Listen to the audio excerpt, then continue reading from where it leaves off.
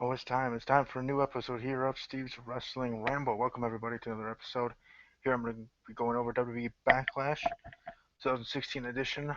I have my message to Elena, as I've been promoting all week. Welcome to follow her on Twitter at Elena Nicole, ELENANIC 0LE. She has a zero in her Twitter handle, even though she's Ty Dillinger's thing, being perfect 10, she's perfect 10, but that's a zero in her Twitter handle. So I have that, my review of WWE Backlash on 16 edition, Monday Night Raw, my thoughts there, and Tuesday Night SmackDown Live as well, and everything else in between, page news and stuff like that. I think the biggest, or I hope most of the people that are able to be here are here to watch my message to Elena, because I've been promoting it heavily. Excuse me for that. I've been promoting it heavily, wanting to share that, wanting to make sure people hear me out. I want to show my passion to her because I want to be part of her. She's doing a after party podcast that she's going to be doing starting on October 3rd. So I wanted to share that. That'll be later in the show. Um, but since Dean Ambrose did finally lose, dropped the WWE World Title, his theme is no longer the theme to my show. So and those that do watch live this week or moving forward, I do finally have my chat enabled. So always welcome to join the conversation in the chat, and I will give you a shout out if you have a YouTube channel yourself. Let me know. I will give that a shout out as well when I read your comment. But without further ado, let's get this party started. Let's get the theme song, at least for this week. It'll be different each week now that my guy Dean Ambrose is no longer the WWE World Champion. Different themes for different weeks, and I think this one is apropos.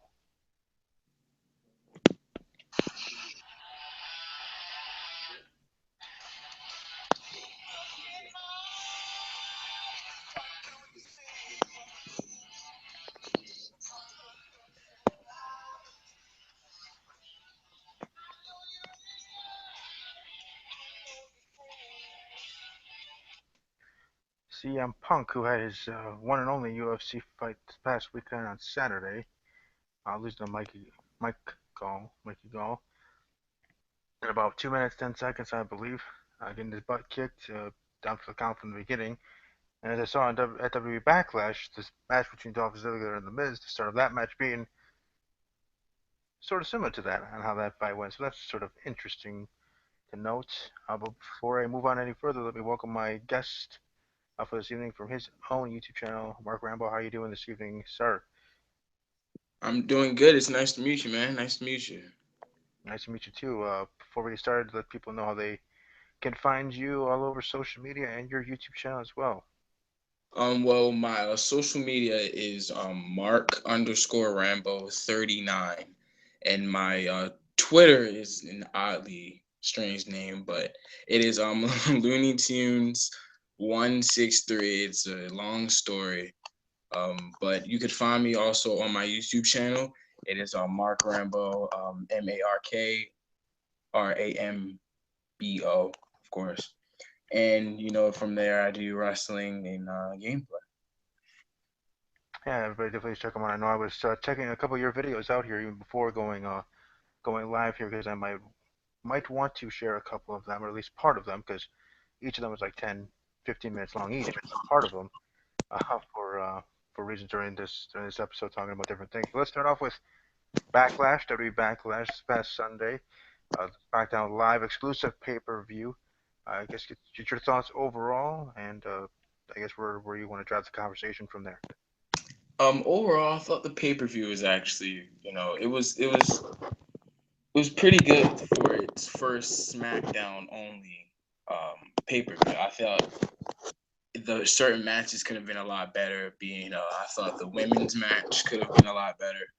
I thought it could have for the final two women. I wasn't expecting it to be Becky Lynch and Carmella, but I thought that match was pretty good. I enjoyed watching it, and definitely enjoyed watching the Dean Ambrose match. I thought that was obviously the highlight of the whole pay per view. But I just think it could have some improvements, but overall it was a very good pay per view. And I don't know if you were saying that already, but which match to you was match of the night? What do you think was stole the show? Which match of the pay per view to you stole the show at WWE Backlash? Oh, it was definitely Dean Ambrose versus AJ Styles. That Hmm. match definitely stole the crowd. It was the highlight of the pay per view. Are you a fan of either, or who's Um, who's your who's your who are you a fan of the current roster? AJ Styles all day. AJ Styles is the best person on that roster. Yeah. So he's your dude. Well, my dude uh, is Dean Ambrose, as I said at the top of the show. I had his theme music playing since he won the championship, cashing in Money in the Bank at Money in the Bank.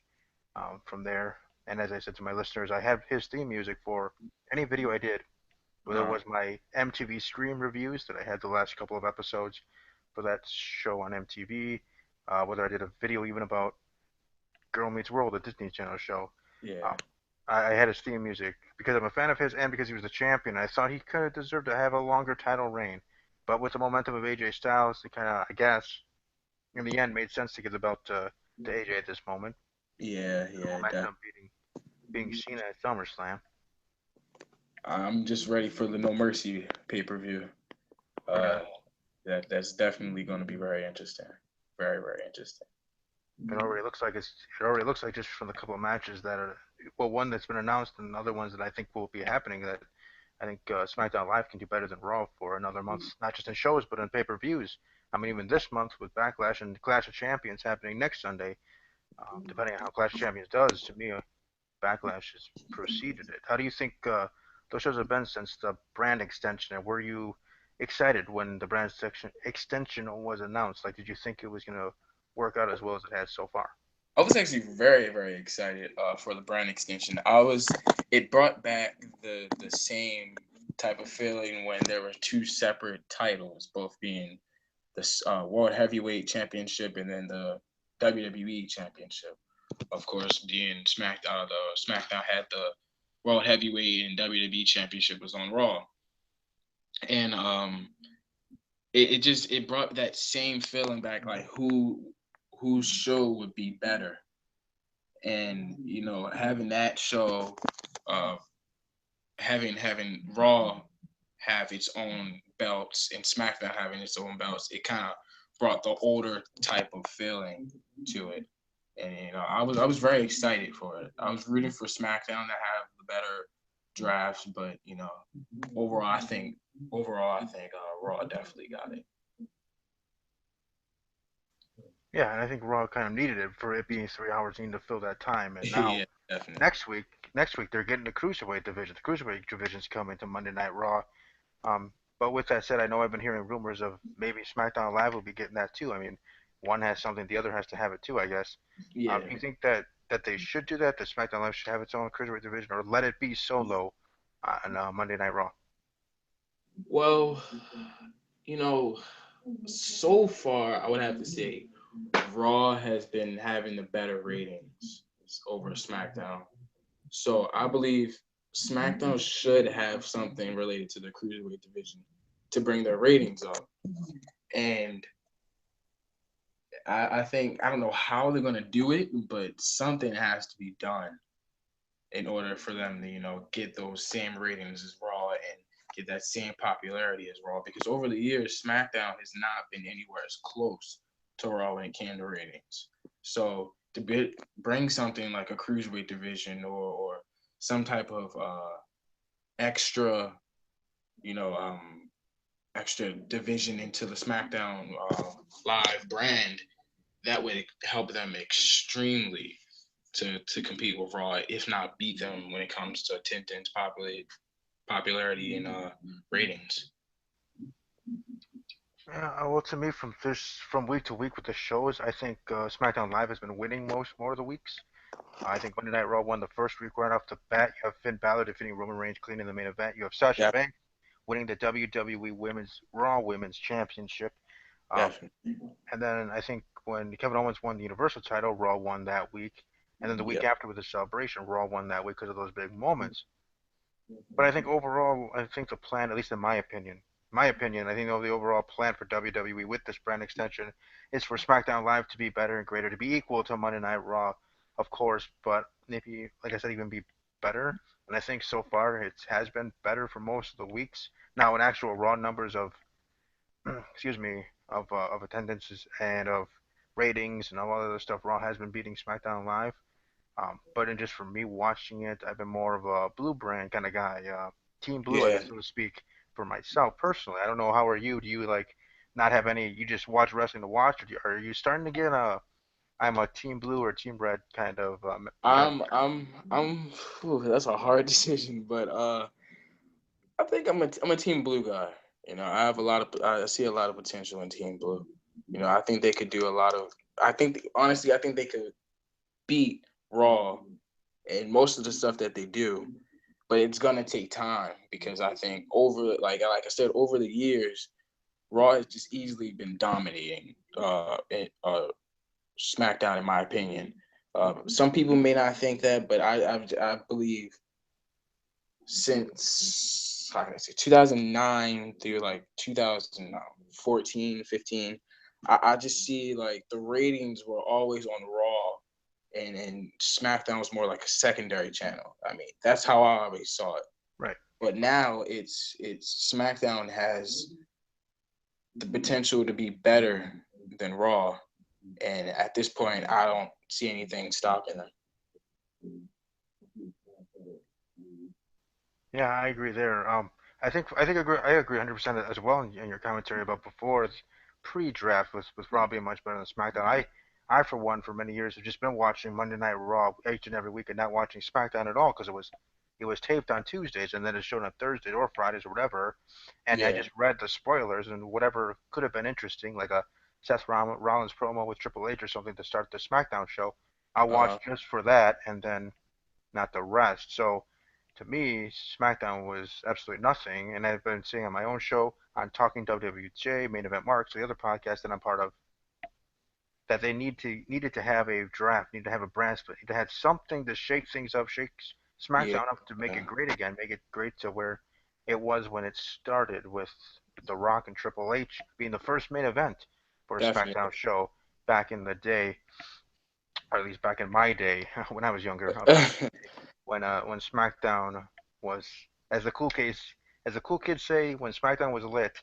It was back then when SmackDown started way back when and I'm glad to see now with the brand extension, not brand split, but brand extension, that SmackDown Live is having the 2 hours, being able to have it more about the wrestlers, even though yes, Shane McMahon and Daniel Bryan have Yeah. stuck their nose in situations more often than not, as me and Jay actually, me, Jay and Stephen A talked about earlier on Talking WWJ on our show there for Thursday, that that might be a little bit of an issue, but beyond that, I think SmackDown Live is looking pretty well, and with Raw being 3 hours, I know this past Monday for me was good start, bad middle, okay ending.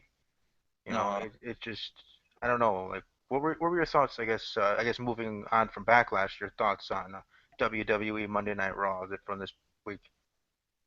Well, Monday Night Raw actually, with Clash of Champions coming up. Um, I see Raw has to actually, they have to bring it now that Backlash was such a good pay per view, and it's bringing more attention to SmackDown. Clash of Champions has to go up there and really compete, and has to, really give the crowd what they paid to see. And over the weeks, Raw has actually been doing that. But I say for the past week and a half, 2 weeks, I would have to say SmackDown has been taking over the whole, you know, brand, which one's better type deal. And it's kind of it's affecting Raw because now Raw actually is losing a little bit of its ratings from SmackDown. SmackDown's getting more of the attention, and I think Raw this week or Monday, it was cool. It wasn't as great as the first, I don't know, 3-4 weeks of the new era.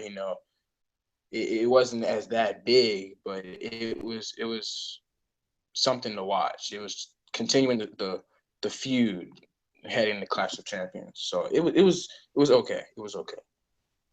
Yeah, and I guess let's start from the beginning of Monday Night Raw. We have General Manager Mick Foley addressing the women's division Yeah. situation there, and one thing I actually mentioned on Twitter at WWE Podcast while Raw was going on, because I do sometimes when I'm able to live tweet during Monday Night Raws, and I was saying Mick Foley was doing so well during that promo of just saying the correct name of the pay-per-view, Clash of Champions, and then the last time he had to say it in his promo, he's kind of messed up saying Clash of the Champions, Uh-huh. which I guess because that it was what it was called in WCW, Clash of the Champions. Then when WWE took the name now, changing it from Night of Champions to Clash of Champions, they just called it Clash of Champions. Got the out of there, just like in 2002 they got the F out of WWE. Anyways, what were your thoughts there on that opening the opening segment with Mick Foley and the three women in the women's division there on Raw? For me, the women's division is has obviously come a long way. I first started watching WWE when it was, unfortunately, it was the end of Trish Stratus and Lita. I wasn't there yet to actually, you know, witness the impact that they had on the women's roster. But when I was during the early days of me watching wrestling, I was watching wrestling when the women's matches weren't as big. It was the quote unquote snack break or like the bathroom break or whatever you want to call it. Now, you have the four horsewomen coming from NXT. You have Charlotte, Bailey, Becky Lynch, and Sasha. By the way, Sasha is my favorite. I will always like Sasha. But Cool. they bring that sense that the women's division actually matters, and I'm all for it. I really am looking forward to seeing the women's roster change and form and have main event matches like when Trish and Lita and Ivory and Jacqueline, I think that's what's called in China. Mm-hmm. All of them, they were iconic in the revolution of women and their position in the business. And I could see that happening again with, like I said, the four horsewomen and all the other women wrestlers there. And I'm honestly looking forward to see what they have in store for them. Those are one of the matches I'm definitely interested in, and I will definitely pay attention to what they have in the near future. And the same thing for over on SmackDown Live with Becky Lynch becoming the new women's champion over there for the Yes. brand, and now you have Alexa Bliss being the number one contender. But to Uh, stick to with Raw, for me, my favorite, well, I said my favorite superstar being Dean Ambrose currently. My favorite yeah. in the women's division overall would be Carmella, that's on the Blue brand SmackDown Live. Uh-huh. Um, but I do like Sasha. I mean, you have that in common actually with my boss, the host of Talking WJJ himself is a big Sasha Banks fan. He's also a Nia Jax fan, so that's interesting having both of them Yeah. on Raw. But Yeah. anyways, it's gonna be interesting, especially with the dynamic of Dana Brooke and what her role is gonna be here. As we saw in that segment, slapping the taste out of Charlotte and kind of turn on her there. And then they have the triple threat Uh-huh. match, and Sasha in the end getting the win because that's what we assumed. We're gonna have that match one on one at WWE Clash Champions for the Raw Yep. brand. Um, but do you have a feeling, in your humble opinion, uh, as an early prediction, do you think Dana Brooks is going to get involved and cost Charlotte the title? Yes. It's a little hard to answer because, for me, Dana Brooke has the potential to do a lot of things. And Dana Brooke, she's actually very, very talented in my opinion. And I think she could take the title away from Becky. Hmm. Now, for on the women's division on SmackDown Live, what do you think of Alexa Bliss's chances of taking the title array already from Becky? Um, she has a chance. I don't think it's gonna work, but I think she has a chance. And do you think, and which roster do you think is better for the women's division, Raw or SmackDown Live? Hmm.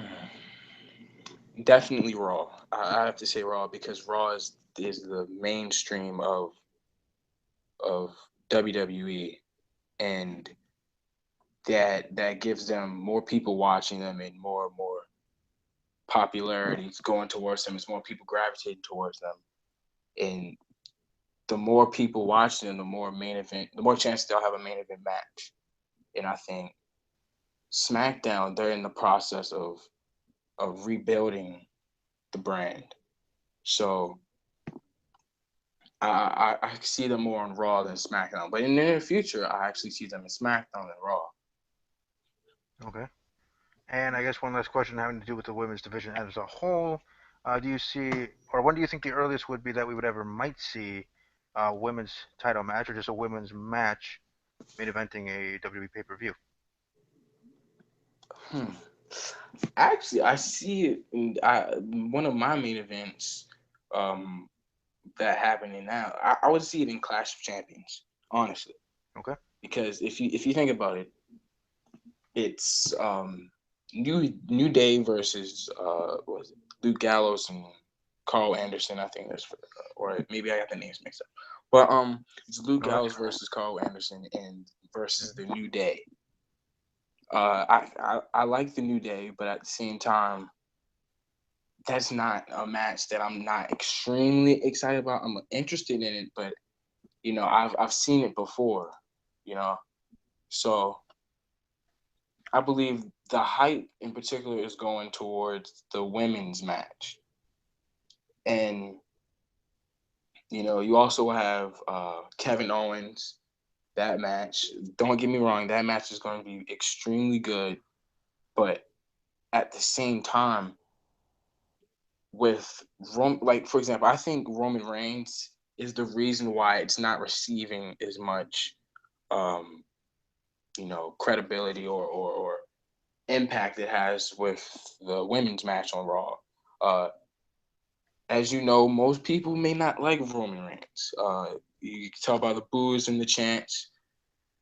You could tell by when he comes out. Just recently, I remember a couple months ago, actually, it was on the news, or if you watch read Pro Wrestling Insider, a fan actually punched Roman Reigns when he was coming out of the was it the air arena coming through the crowd. Before he actually came to the ring, it was believed he got punched by a fan. Mhm. So not many people are excited to see it, but they're excited. The only reason they're interested in it is because Kevin Owens is in it. And for me personally, I like Kevin Owens. I'm excited. He's the Universal Champion. Mhm. And I want to see him have a great run. And if anything, I want to see him lose to somebody who deserves it up next. Meaning, I would rather see him lose to Finn Balor than anybody when he comes back. It's another NXT. Was it Arrival? I think it was called when they went against each other. Arrival. I NXT think. Arrival. Mhm. Um. So I actually see the women's match main eventing Clash of Champions. I see that in my opinion. No, I hope you're right, man, because I definitely would love to see it for Clash Champions. As of right now, obviously not knowing where storylines are going moving forward, it's the best our best chance, I guess, best chance right now for the women to be main eventing even over Kevin Owens, fan favorite, and Seth Rollins. Both of them Uh having a match for the Universal title, both being fan favorites, but letting the women shine. You have two of your best women wrestlers, talent in the entire WWE, not just Monday Night Raw there in that match is Charlotte and Sasha Banks, in my opinion.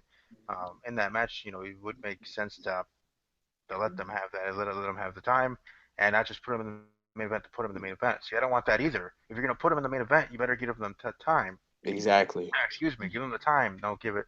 Okay, they're in the main event, but you only have 5 minutes to go because we're going up against our deadline. Even though technically you're on the WWE Network, you really don't have a deadline. You can go as long as Exactly. you want. You can have this match for 2 hours, and it wouldn't really matter. It's your freaking network. So, Exactly. uh, That's so but true. I'm just saying, just in our thinking as fans, with the deadline of the third hour for the pay per view, and I like how these pay per views are or at least for starting with Backlash, how it was booked. And I said on talking to Jay yesterday on the SmackDown live review with Jay that I was saying I like that this should be the blueprint on how you book pay-per-views moving forward for the brand specific ones. Obviously, with with the Big Four and others, that's going to be different. You're going to have 4 hour shows or so, 10 matches. That's different with Raw and SmackDown together. But when you Uh-huh. have brand specific with Backlash Test Champions and others moving forward, that the way that they booked WWE Backlash, letting the matches go longer, telling the story, making it more interesting, more entertaining for the WWE audience, for the WWE universe. To me, I think it actually, like I said, should be the blueprint of how they did it because they did end early, super early, of course, um, but they didn't really rush any of the matches either. They let things go. Uh-huh. Yes, also with that, you're going to have more maybe backstage segments, which people don't love, but you still have to fill time. Yes. It's going to be there as much as people May roll their not like eyes. it. Yeah, roll their eyes to it or take a break from it. Fine, that's each person's prerogative and opinion. But I think I just liked how that is. What are your thoughts on that? Do you agree or disagree on just how Backlash was booked, and do you think that should be a blueprint, or does it really depend on each and every It's pay-per-view and in card? in my opinion, I think the way Backlash was blueprinted is exactly the way in my point a pay-per-view should be blueprinted. I think the way that they presented, they had their own, segments of backstage interviews. They had times where it may have, a segment where I don't know, AJ Styles is in is, I don't know, talking to somebody. It has their certain time slots for certain things, and they had matches to fill the gap. If somebody was getting, I don't know, bored because there was too many backstage interviews or too many, you know, extra segments, they had the matches there that would catch the attention. It was matches that would substitute for all the things that they didn't like. Overall, I thought Backlash was very good. So the blueprint that they have for Backlash should be a blueprint that both Raw and SmackDown should use because everybody liked Backlash. I mean, people who are real wrestling fans could appreciate what SmackDown has done with the Backlash pay per view. Oh yeah, that's for sure. Right here, I want to take a little break or a little moment here to thank Palmer J. Simmons and Talking WJ, Jay, the host of that show, him being stopping by here in the chat room. Thanks to you both for however long you stayed here. Thank you. But moving on from Monday Night Raw, I want to get your thoughts on the Cesaro Sheamus feud in the series. What I do you think? love it. Love it. And where you think it's going from here? Do you think it's kind of like in the baseball, like the Red Sox coming down back for 3-0, 3-1, and coming back for Cesaro to win the series? Do you think in the end Sheamus will get the win? Where do you think this is in the end going to end up finishing? I believe, nah, I don't think Sheamus could do it. I think Cesaro is definitely going to pull it off. Um, Even though he was injured, the injury, he can't, unfortunately, he cannot do the Cesaro swing. He can't do the moves that everybody likes. But at the end of the day, he is still, he's still delivering and he's still giving the same type of energy and vibe that he has, even if he wasn't. Being the fact that he has the tape all on him, he still has the persona. He's not hurt to the point that he can't do anything. He's not hurt to the point that Sheamus could easily beat him. He's still capable of doing things in the ring that will still excite the fans. I honestly believe Cesaro has potential to even become a champion, a WWE champion. But they kind of underuse him. Originally he was the Swiss Superman. Now he comes out looking like the transporter. So it's I think they need to put him in a feud where people could actually say, hey, he has the potential to be champion. He has the potential to be, I don't know, intercontinental. He's not going to be intercontinental, but because the intercontinental championships in SmackDown, but he has the chance to be like the names of John Cena. He has the type of personality, the type of momentum, and the type of persona to be in that level. But in my opinion, they're misusing him. So I hope Cesaro wins because he deserves it, and hopefully they realize that Cesaro has the God given talent to do incredible things in that ring. Um, and I hope they find out that he could later on be a champion and you know take over Raw. Do you think maybe they should do a thing that they did with Jack Swagger, having in kayfabe having him having contractual disputes with Monday Night Raw or something, and have him jump to SmackDown Live? Do you think he should be one of those that go to the other brand? Because to me, I think he would benefit from over there.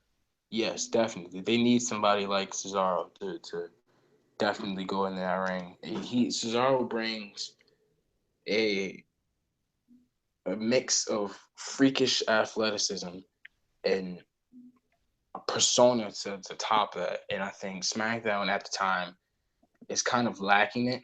Hmm. They need somebody to spice it up, and I think Cesaro is perfect for that.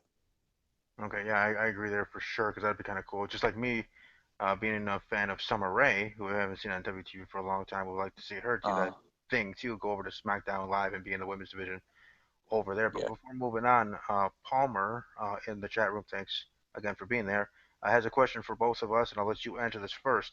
Okay. When was the first time you guys ever watched wrestling, and how did you react to it at that time? Wow, the first time I've ever watched wrestling. That would have to have been, mid 2005. I was just watching it with brother sister, and my first favorite actually wrestler happened with John Cena, and if people who are in the video chat watch my channel, they now know I kind of have like a mixed emotion about him, Hmm. but you know he was he was someone that I related to in a sense. It was that character that he had. Real baggy jersey with chains. It was just something that I thought was really really cool. And now he's transformed into more like a Boy Scout type of thing. But it all depends on how you see it. Um, but it was definitely the mid 2005 where I really, really, really started liking and started watching wrestling, and it just took off from there. For me, I've started watching wrestling technically since 1994 at the age of 6. Mm-hmm. So I don't Attitude really, era. I don't really remember. I was only 4 years old, so I don't remember what the matches or whatever was going on in the show. But I know I was watching it with a family member Uh, uh, at that time and everything, and then a couple years later watching it on my own, and then growing to like it more and more as I got to my high school ages, 14, 15, and the Attitude Era and everything turning around there. Um, best but times of the WWE. yes, sir, for sure. But yes, for me, it was the first time was '94. How do I react to it? Well, I was 4 years old, so I don't remember. But I must have liked it because I'm still watching it now at 28 in the year 2016. So it worked out in that way. I mean, it works out so much that I'm part of 3 podcasts talking pro wrestling each and every week. So Yep. it, I guess it works out in that way. Moving on, let's talk about Nia Jax. We kind of talked about her a little bit earlier in general, but here specifically versus Alicia Fox, no contest, having that like OMG moment like in a wrestling game. Her Mm-hmm. spearing her through the barricade there and everything. Nia Jax kind of going through jobbers and now graduated from jobbers and local talent to uh, well, roster jobbers, I guess. With Alicia Fox, I guess I can't really put it any nicer than that. But anyways, I guess what are your thoughts on Nia Jackson? When do you think, in your humble opinion, sir, when do you think is the earliest that Nia Jax should be in contention for the WWE Raw Women's Championship? Nia Jax, in my opinion, deserves to be in the title picture as soon as possible. You know, it's just the physical aspect of Nia Jax just tells you that she should be dominating the women's roster. Not to say that she deserves it, or because I'm sure there's hard working, strong women's wrestlers Hmm. in the Raw brand. But just even if you watched Monday Night Raw this week, you can tell if a women's wrestler in the division is spearing somebody through a barricade. When is the last time you actually saw somebody do that? I mean, the last time I saw someone do something that crazy was Lita almost breaking her neck or whatever. I think she did break her neck when she jumped off the top rope or jumped in between the ropes and landed on her head extremely awkwardly. I mean, it was it is something that she brings every time she wrestles that, in my opinion, makes me feel like anytime you can put her in the storyline, you got to do it immediately because she on the spot creates an impact.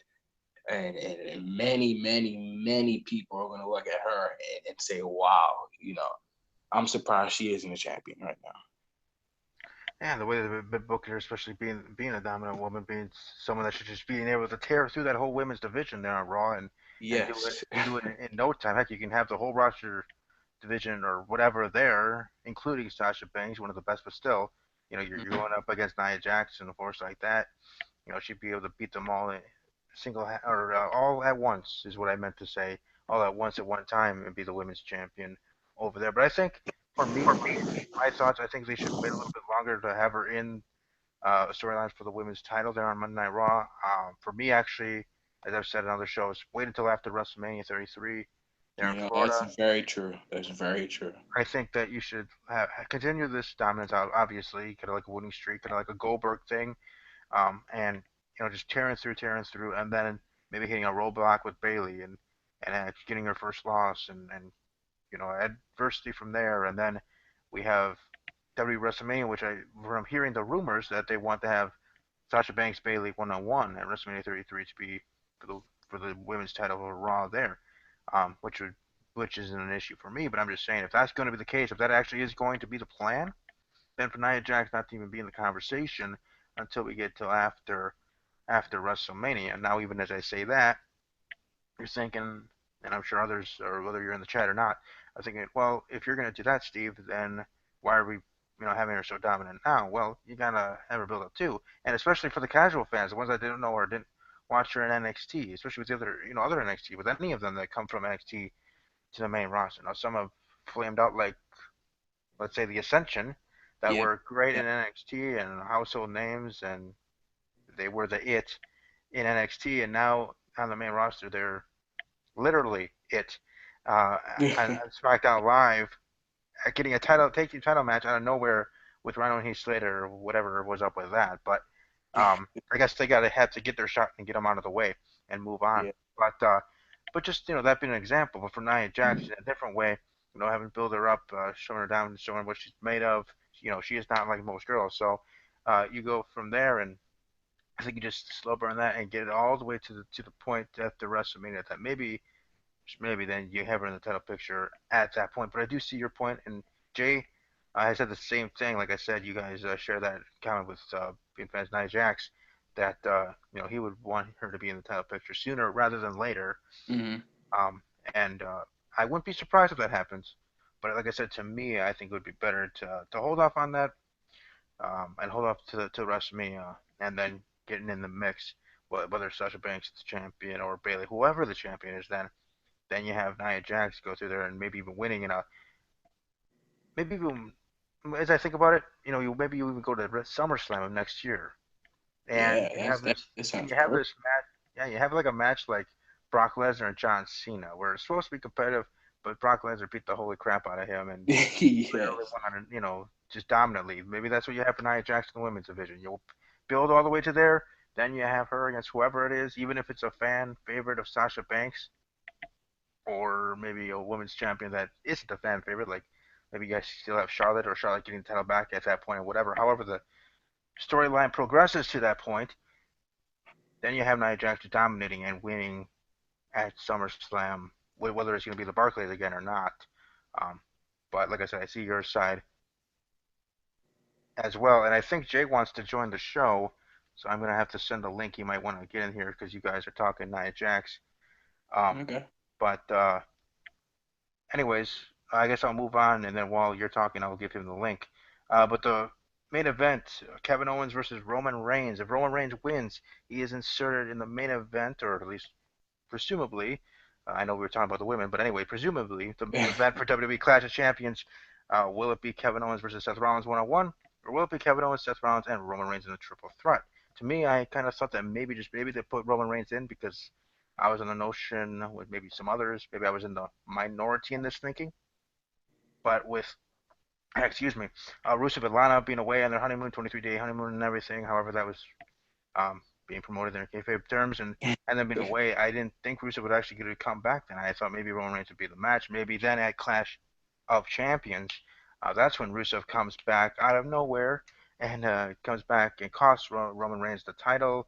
And Kevin Owens can successfully retain. Roman can eat the pin. Seth Rollins not looking weak either in that match because he wasn't pinned, of course. And then they have their one-on-one match again at WWE Hell in the Cell in October 1-on-1. So I thought that's the way it was going to go, but obviously that wasn't the case.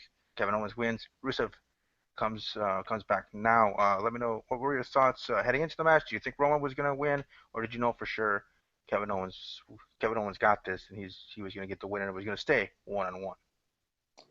I knew it was going to be Kevin Owens that was going to win, because he, I thought Roman Reigns was just like an X factor in a way. Roman Reigns was there so he can, spice things up, change it up a little differently, knowing that Roman Reigns could do what he can do. Uh, I knew for a fact that it was going to remain 1-on-1 because coming from Roman Reigns, he hasn't got a title shot since the wellness ban. Him, with the wellness policy, it just things weren't the same for him after that, and I knew people weren't going to accept it even more now that he, violated the drug policy and people were starting not to like him. So he was just like the X factor. You wouldn't expect certain things from him, and that was just to make the feud more interesting.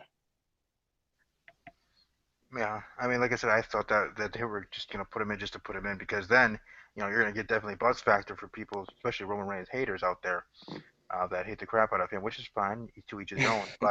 But to those people, then they're going to be watching Clash of Champions to see Roman Reigns get his ass kicked. So, uh, you would have had even more eyes on it, even more so than having your new Universal Champion Kevin Owens defending the title for the first time at a WWE pay-per-view event, which certainly was or will be interesting. I'm looking forward to it. But looking at it on the basis we talked about earlier, I think SmackDown Live might actually do better than Raw. And as I'm saying that, Jay, hey Jay, how you doing? Jay, Jay, are you there? Can you hear me, Steve? Yes, bud, I can hear you. All right, very good. I'm here. I Uh, couldn't take it anymore. I'm sitting in the chat, and I had to speak. I'm a host. I have to, and unfortunately, you guys are talking about Nia Jax, which is my favorite, so I had to do the podcast. so what did you want to share about Nia that Mark hasn't already glorified about her already? Well, I'm glad Mark thinks the same way as I do, and I'm glad you. I think the longer we wait, the better. The opportunity for Nia should not be this year for the title. I feel like if you wait as long as possible, I don't think they said before Survivor Series because they can't wait too long. I love that when Bayley came up, she went right after Charlotte because now it gives them time to feud.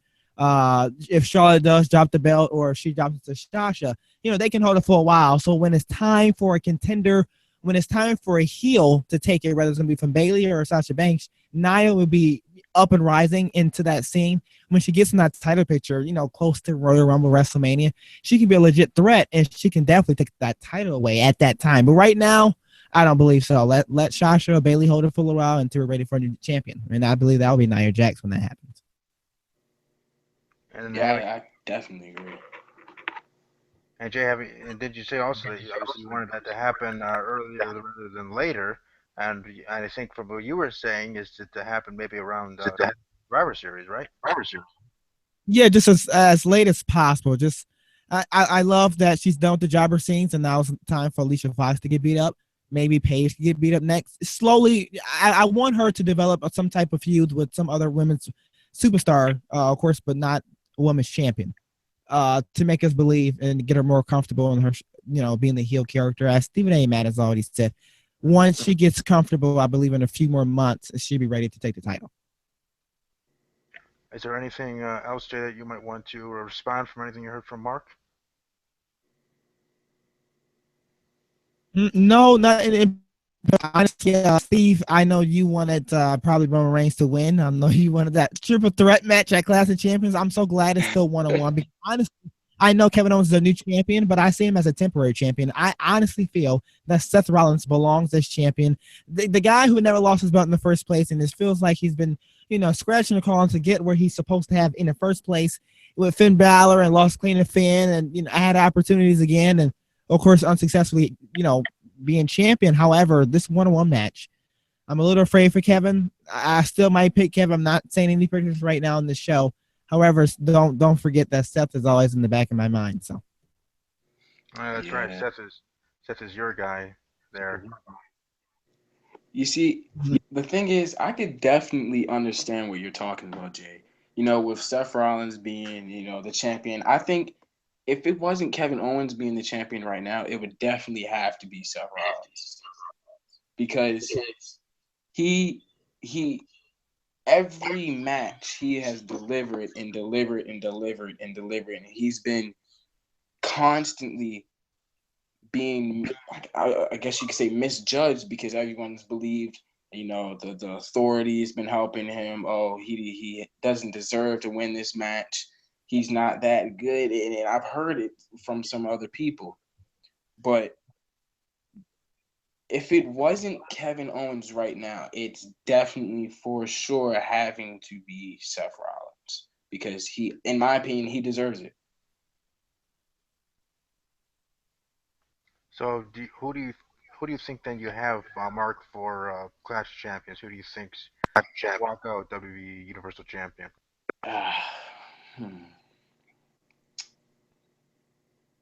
I'm gonna have to go with Seth Rollins. Okay, and why? Seth, he's more irritated now, in opinion, meaning that he lost the championship and he was screwed by Triple H. He wants his vengeance, and I think now he's a more focused and a more, more determined winner, in my opinion. I think Jay liked that, don't you, Jay? He picked Seth to win this title. Yes, it's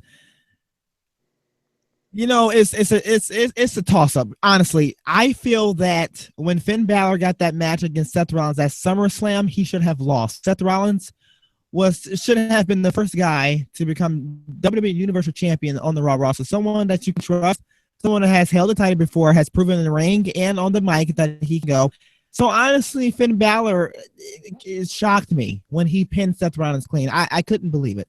I thought for sure they wanted to start with Seth, let him hold it until Finn Balor then would be ready. But they went right out the gate. He's beaten Roman Reigns his first match on Raw. Finn Balor went to fight Seth Rollins and he beat Seth Rollins. Unfortunately, he's got injured in that match. But I was confused. So I'm still a little bit confused. Now, Kevin Owens is champion. They might want to hold on him for a little while. But Seth Rollins is in my back pocket, yeah. It certainly should be interesting. Jay, what are your thoughts? Mark was talking about earlier that maybe Sasha Banks is Charlotte to main event WWE Clash of Champions. What are your thoughts on that? Do you think that the possibility of that happening at Clash of Champions, having the women main event the show? They probably won't, only because it seems like they're starting to have like one of the women in the beginning of the show. But I think it's a good start. Okay, so we had the women open up Raw. We had the women open up SmackDown. We had at Backlash the first match being the six-pack challenge. I think the Clash of Champions had the same feel. We might start off the show with Sasha Banks versus Charlotte. I think it's just it kicks off the show to a good start. You got everybody hashtagging them, we're getting the conversation started. So while we had the middle of the show, we still got, individual matches. So I want a great main event in the beginning, and I want a main event in the end. Why can't we have a main event at the beginning of the show? We can, and I think the women can showcase that. So I want them to start the show, honestly. Have it 30 minutes, whatever the case may be, because I believe that match can still the show, or, of course, the main event. May also as well still the show. I know you guys were talking highly about Backlash, and I think Mark was the main one that I heard, honestly. You guys being SmackDown guys, and I know, Steve, you like SmackDown, and I like what they do as well. However, I don't believe that. I believe, honestly, Kevin Owens and Seth Rollins will top AJ Styles and Dean Ambrose. I also believe that Charlotte and Sasha Banks will top that six-pack challenge that we've seen. I agree.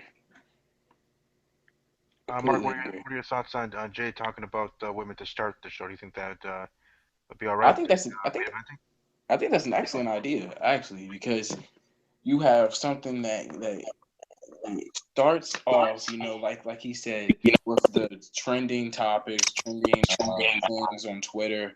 Everybody's going to be talking about this. Everybody's been looking at this. You have this starts it off. Everybody's extremely hyped to see what's going to go on.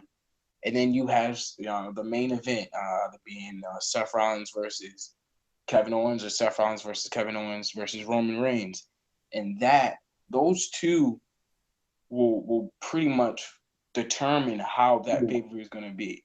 Because if you can't have a poor start and have a great finish, because throughout the throughout the pay-per-view, usually the middle of the pay-per-view is where it's kind of, boring. It's kind of not as good as the beginning and the end, because usually those are where the main event matches should be, and usually the main event matches are going towards the end.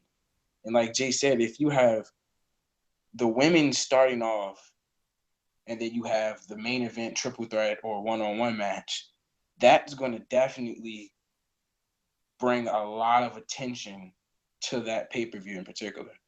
You're going to have the women in the match, doing the great things that they do in the ring. Everyone's going to be like, oh yeah, it's excellent. And then you have that ending it off, solidifying how great of a pay-per-view that is. It definitely is going to determine how good the pay-per-view was if they have that in that particular format. All right, now let's move on to SmackDown Live and the results over there. Starting off with AJ Styles, starting off the show, new WWE World Champion. Much to my chagrin, it's the Ambrose guy. Starting off with him and his music, and then John Cena coming out. I know I saw a tweet earlier before the show of him, tweeting out talking about beat the man, be the man, or to be the man, be the man sort of thing.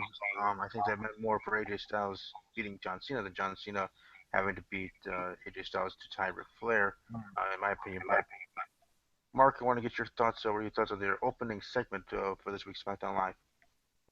It was a very well designed promo, in my opinion. I think it's definitely getting the attention that it deserves.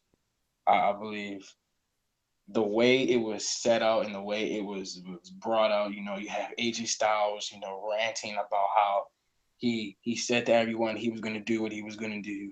You have a furious and irritated Dean Ambrose, who believes he got cheated in the match, coming to AJ Styles. And then you have John Cena, out of the blue, but being as great as he is capable of changing the whole future of the match.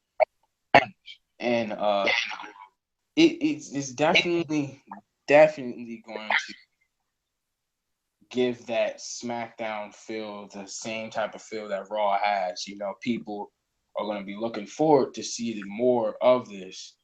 And, by No Mercy, it should be a well brought out feud, and everybody's going to know about it, and everybody's going to be very excited to see it. So, I think that opening segment was extremely crucial, and it was extremely good segment.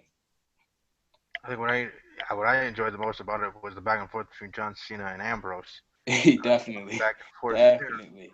with the one-liners to each other, especially Ambrose to Cena about being the lazy part-timer. So that was I love that. that was really interesting to say the least. So I think And then that kind of set up, of course, what happened at the end of the night with Ambrose and Dirty Deeds on Cena after the win in their tag team match there. But still, all in all, that opening segment was a great start off to that show and to that episode for sure. Now having Shane McMahon coming out when he did, I think the timing was kind of off, kind of interrupting Dean in the middle of his promo. I think if he waited, or if production waited a little longer, however, whoever waited a little bit longer to have him come out, and let Dean at least finish his thought or that part of the promo, and then have him come out then or something. I think the timing was a little off, and having him out there for that segment. But that's just nitpicking on something that's nothing of serious note. But just something I noticed and something I thought was interesting, kind of an issue to me. I guess another big thing for SmackDown Live to me, Alexa Bliss winning the Fatal Five Way, which could have been another six pack challenge if Eva Marie wasn't popped for her on this violation and being suspended and stuff. So Alexa Bliss winning the Fatal Four Way, not Fatal Five Way, now being the number one contender for Becky Lynch's Women's Championship for SmackDown Live. Mark, what were your thoughts on the match and on Alexa Bliss winning and how that match to be for No Mercy? It was not what people were expecting. For me, it wasn't even what I was expecting. And I'm really curious to see how they're gonna do it. Honestly, I think it's just one of those matches where it's allowing Becky Lynch to have a match where she's defending the title. You know, it's obviously people know that Becky Lynch is gonna win. I think Becky Lynch is gonna win. If it so happens that they're gonna pull an upset, I would be very surprised with what they're gonna do with it.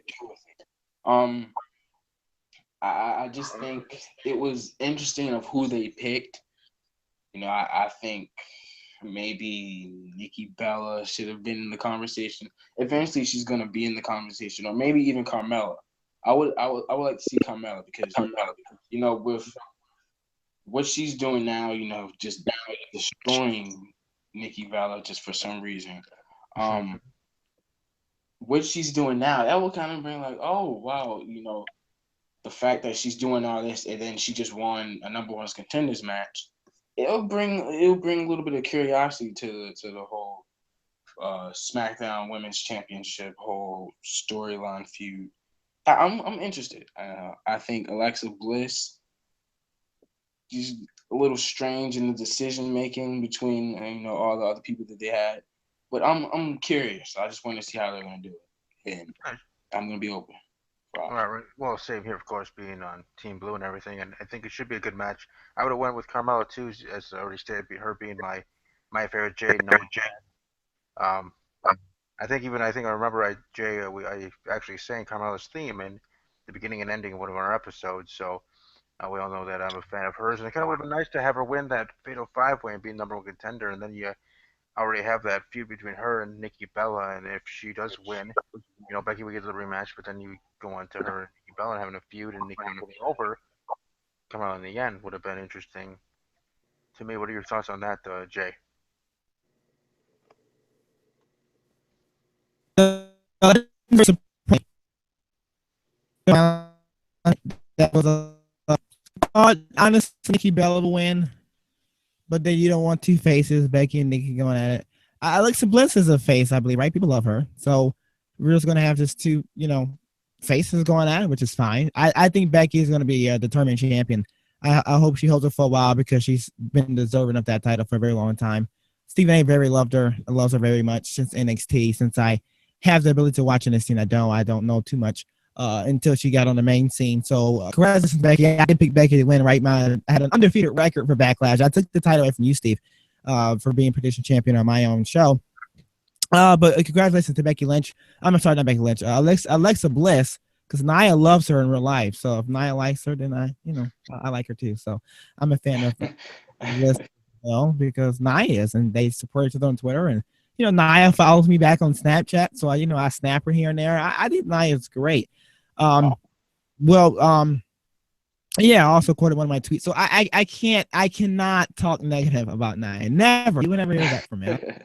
You have a sloppy match and she can lose all. I don't care. So there's no way you can get me to talk negative or bad about Nia. Not any of her matches, not anything at all. Steve, so that's my comments on that. Okay, thanks. And Mark definitely should check him out at Talking WWE with Just Letter J on Twitter. He did sync Nia's theme song, and she did send you a tweet back, didn't she, Jay? So that was kind of cool. Um, but That anyways, was moving on nice. to the take SmackDown Live. Heath Slater and Rhino being tag team champions. Mark, I want to get your thoughts on where you think this is heading moving forward. Where do you think it's going to go, and who do you think actually will be the next tag team champions? And how long do you think the reign of Rhino and Heath Slater will be? Okay. For the whole Rhino Heath Slater winning the championships, I wasn't exactly surprised because all of the hype and all the attention was going to Heath Slater. You know, the free agent, one of the hottest free agents in the business. And the way the match was for Backlash, they were pretty good. It was a little strange to see, Heath Slater doing what he was doing, but I'm all for it. It's nice to see somebody different, doing something the way he did. Personally, I don't think the title one's gonna last that long. It's one of those just they have it for a quick second, a quick minute. It's not gonna be very, very long. It's not going to be very serious to an extent. But I think the person who's going to take that belt from them will absolutely either be American Alpha or the Usos. The Hype Bros, they have a lot of work to do. They got to really get with the crowd first to actually go to that next level. But it's definitely American Alpha is my personal favorite, or the Usos. The Usos, two-time, I do believe, two-time tag team champs. So they have a history of holding those belts. And I could see them holding it one last time, maybe before it's a huge drought because, American Alpha coming from NXT.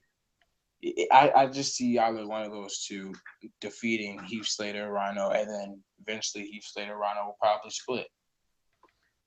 So Mark, when do you think that'll happen? When do you think that Heath and Rhino will be dropping the belts to the Usos or American Alpha? When do you think the earliest that'll happen, and then go from there? Well, the Heath Slater and Rhino, tag team, they're gonna drop the belts to American Alpha. Then when they drop the belts to American Alpha, they're gonna have that moment where they're not gonna be on the same page.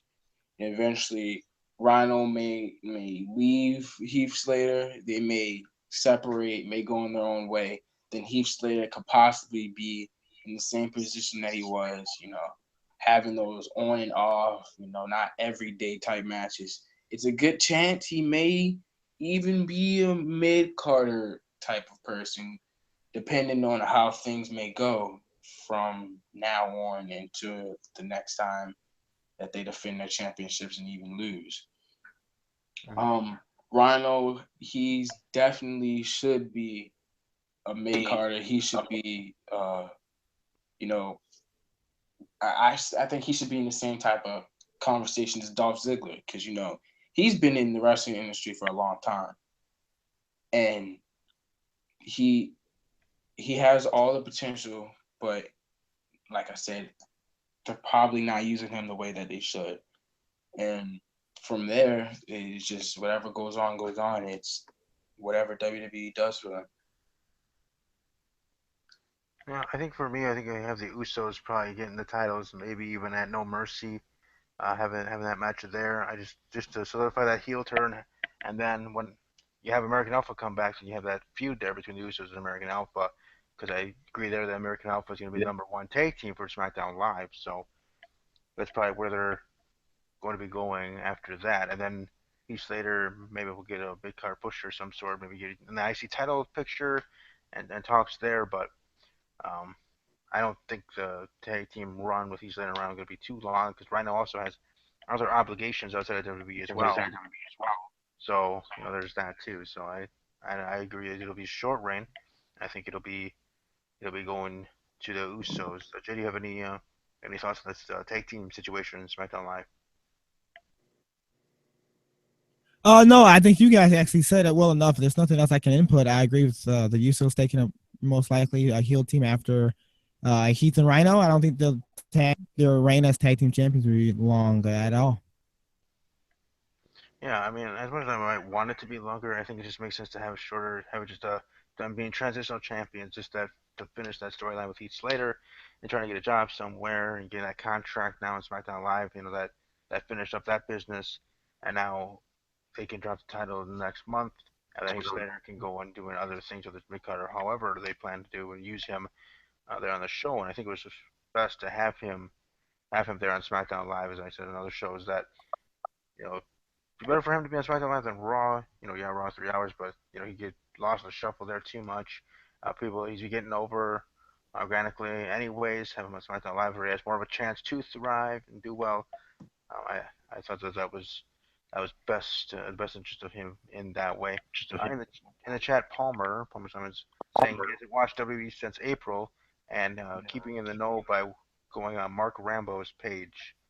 So he thanks you for that. From your reactions and stuff and going on. You are welcome, Palmer. You are welcome.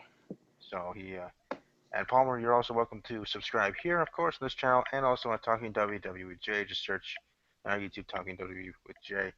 The best channel. The best 3 channels on YouTube, for sure.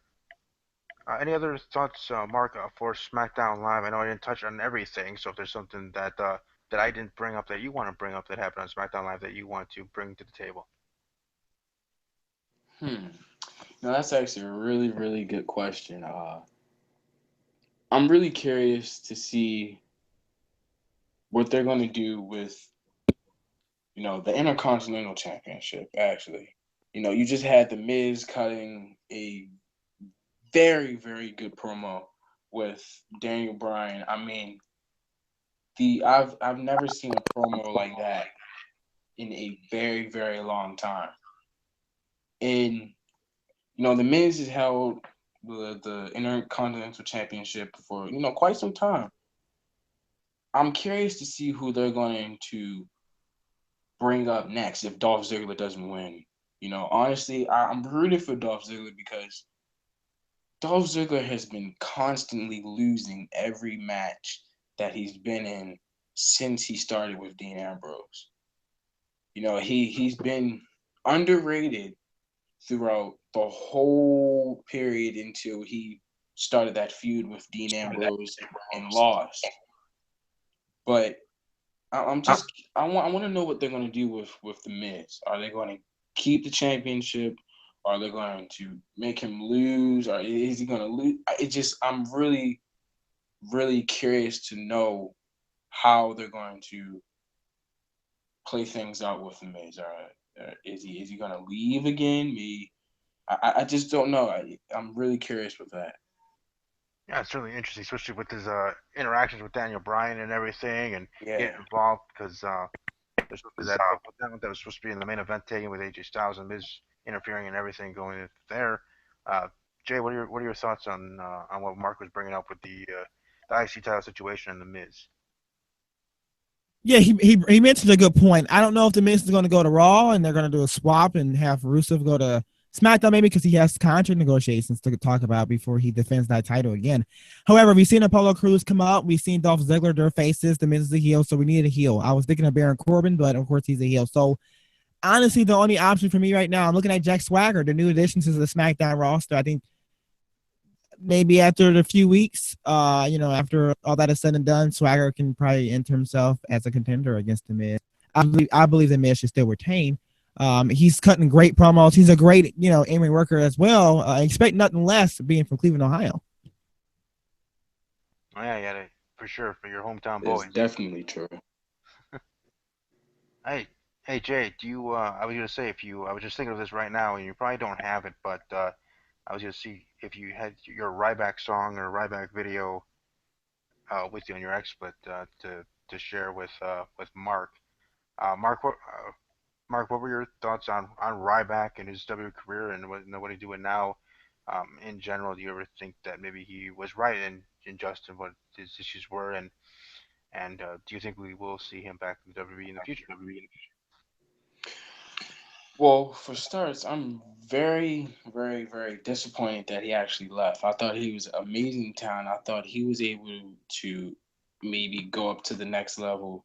You know, the abilities that he did in the ring, were extraordinary. You know, the contract negotiations that he had with Vince, you know, was unfortunately, you know, they it happened. You know, things happen and you can't change it. So it's really, really, really disappointing. But in the near future, I could see him coming back. You know, but first, before he comes back, I actually see him going to TNA. You know, TNA is in the need for something like him. They already had Damian Sandow, who's now, you know, Aaron Rex. They had Bobby Lashley.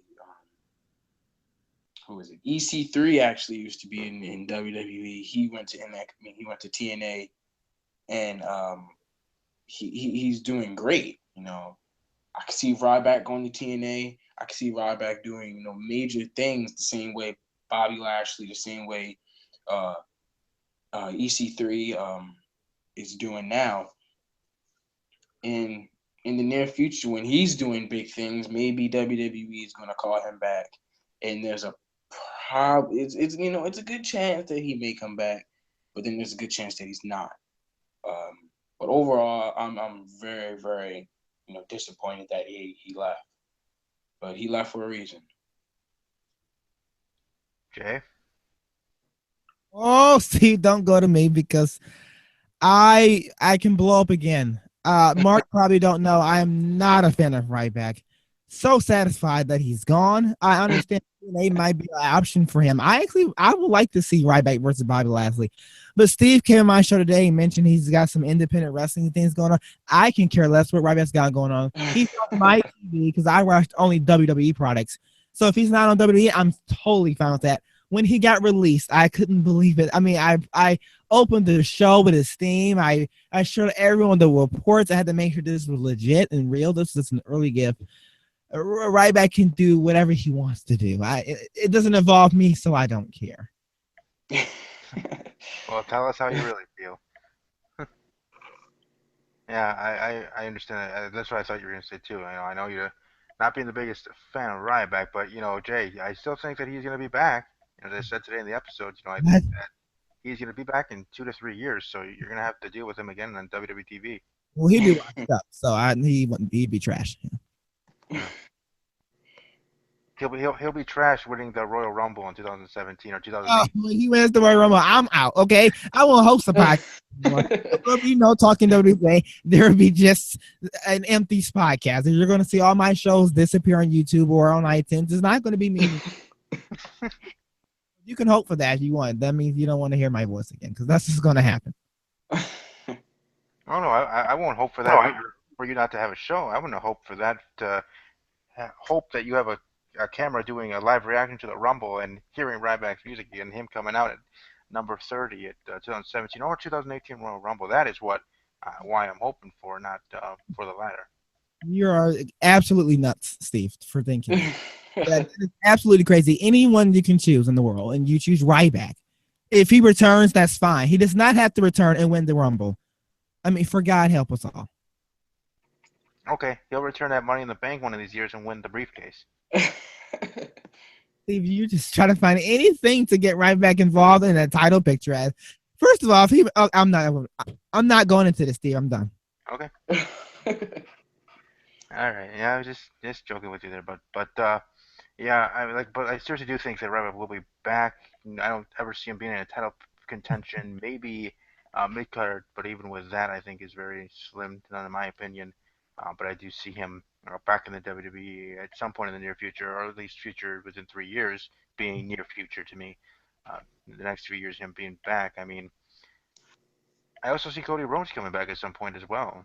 Definitely, I definitely agree on that. You So know, and to me, I think the talent that the WWE wasted the most, that they should have had their head on straight and did right, was Wade Barrett.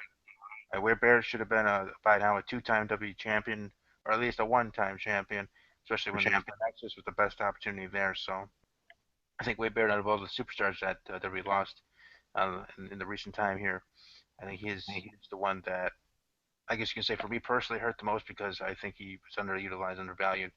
Alberto Del Rio in a lesser sense, with his return and starting off the way that it did, and then going down in the toilets after that. But I think Wade Barrett, could have been a lot better, and WWE could have done a lot better too for him, making him a champion a couple of times. So, and I don't think there's Yeah. anybody from the roster that's left WWE that I have strong feelings like Jay does against Ryback. I think everybody at least had their reasonings and whatevers, and yeah, some I like more than others, but not for me disliking. Then again, that's just how I am. But I don't know. I just like I said, Wade Barrett, was for me. Team Boy TV Turbo, Big Q of Team Boy TV Live and here on YouTube. Check them out. They have weekly episodes with Glass of Get With It Sports and JB on that show. He writes in here in the chat. Miz is one of the brighter spots, brighter stars on SmackDown. I can't see him going anywhere. An interesting mid-card feud with somebody credible would be dope. Okay. Thank you, BQ. But yeah, I think SmackDown Live has been doing better, and I'm looking forward to seeing how Clash of Champions does for the Raw pay-per-views. But one of the last topics I wanted to bring on here for this episode, we kind of finish it off strong, is talking about Paige and her situation, and now her being forced, or at least to me, seemed like her being forced to come back to the WWE. I've been hearing rumors that it might be as early as this upcoming Monday Night Raw. Whether that actually means she's going to be on the show on TV, or that just means she's with the Raw crew traveling again with the company and back in that way, and only in that way. I don't know what it's 100% that means. But Mark, I want to get your opinions here first. What are your thoughts on Paige's whole situation, and where do you think it goes from here? Do you think that she'll actually stay here for the rest of the contract, which does go to 2019, or do you think she's going to try to get out of it, as in getting herself fired? Well, considering what's going on, first she was, suspended 30 days for the wellness policy. Then her, boyfriend, I don't know if still together, Alberto Del Rio, was also suspended. I do believe it's for the same thing. Um, I think she is going to intentionally get herself fired so she could get removed from the company. Maybe she'll go to another independent, wrestling circuit, or she may just not wrestle. I just don't know what she's gonna do at the moment. But in my opinion, I think she's gonna intentionally get herself fired. Same way Alberto Del Rio may even leave the business. I believe he's gonna leave sooner than Paige. Alberto, he just had a return, and then he was just suspended, and he's going through all of this. I have a feeling he may go back to Lucha Underground. If you guys watch that, it's not terrible, but it's not living up to the expectations of WWE, because I don't think anybody at this point is living or going to the expectations like WWE is. But I think, to answer your question, I think he's going to intentionally get fired. Okay, and that's where I was going to. I just think it seems like that's the way it's gonna go. Just because I think her mindset's already made up. Being a young, Yeah. impressionable person, young woman, just like I was as a young man, thinking I had the world by the cojones and knowing everything, and I made decisions that weren't, as I look back now, years later, that weren't the smartest and just on an impulse or whatever. But at that time, when I made a decision, I stuck to it. I think to her, I think she's just being naive and young and making these decisions based on her infatuation, love, or whatever she wants to call it for Alberto Del Rio, and that be blinding her from actually making coherent, smart decisions. Which, like I said, I can't hate her for it, but then again, it also is going to be hurting her career. And decisions are decisions. You're going to have to live with them, make your bed, you lie in it, sort of thing. So I think in this situation, she already has made her decision, getting her lawyers involved, threatening to quit and everything, even though in her statement she said that the rumors are false. I call BS on that, in my opinion.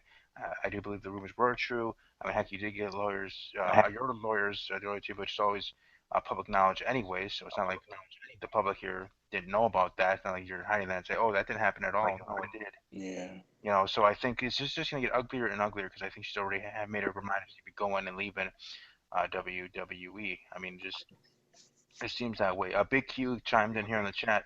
That wouldn't be too smart. Paige.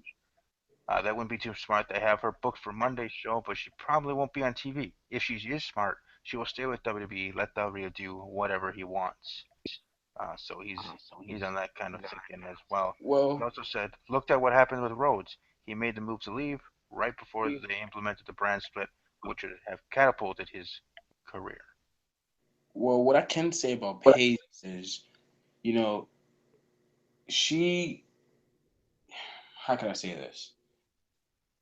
In a way, what she's doing is smart because she's not at this point. She's not going to just jump into the same segment that Sasha Banks and Bayley are on because it just wouldn't be right.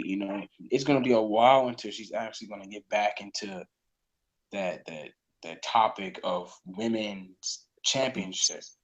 And if I were her, in my opinion, I would probably, leave the company for a little while and then have a return where everybody, kind of forgot that you were suspended or forgot that you were dealing with what you were dealing with now.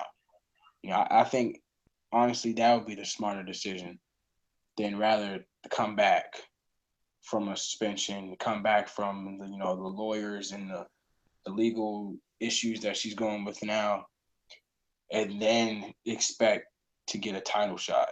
Because everyone knows it's going to be a long time until you get that shot back. And I think what she's doing now, I would just leave the company for a little while.